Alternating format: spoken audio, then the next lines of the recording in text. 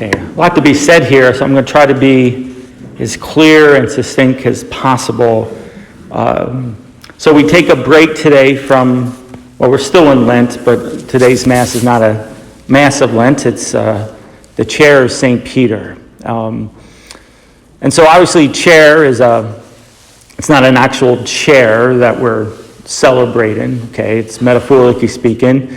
Again, having its roots in the Jewish tradition where in the middle of the synagogue, they always had what's called the seat of Moses. And that's whoever was preaching and teaching that day would sit in that seat.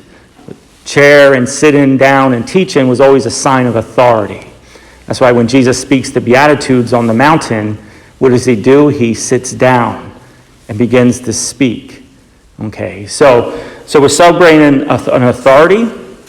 But let's look at quickly the gospel passage to even help make this even a little bit more clearer. Okay, so Jesus asked the question, who do people say that the Son of Man is? Simon Peter says in reply, you are the Christ, the Son of the living God. The Son of the living God is meant to be a shot also at the Roman emperor. The Roman emperor was considered to be a son of God. So Jesus puts Jesus and himself in direct opposition to the Roman authority with that statement. And it's going to be, again, we're going to see that be played out in the Acts of the Apostles, which then will eventually lead to Peter's martyrdom by the Roman emperor.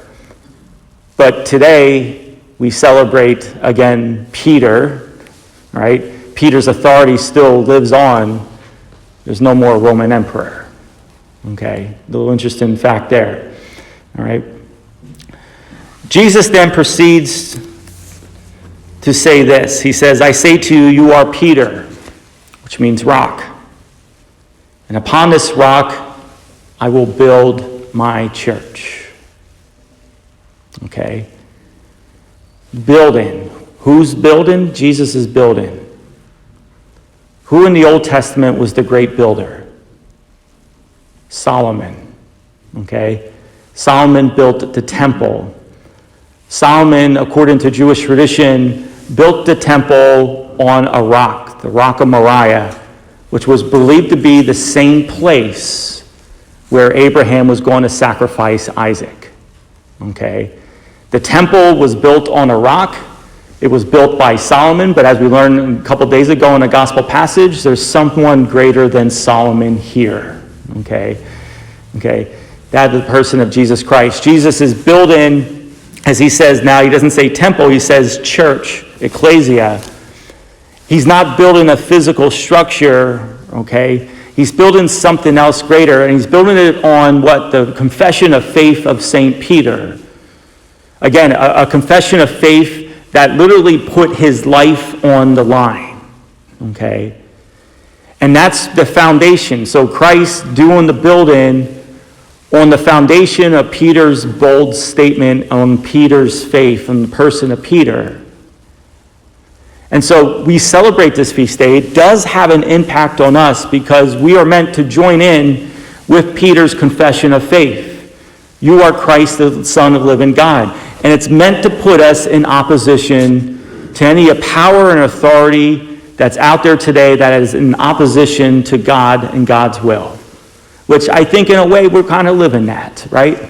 We live in a very secular society, all right? And a secular culture, which isn't like, meant to be, a lot of times it seems like it's not just God over here, we're over here, but a society that's in opposition to God and to the plan of God. I really believe that it is,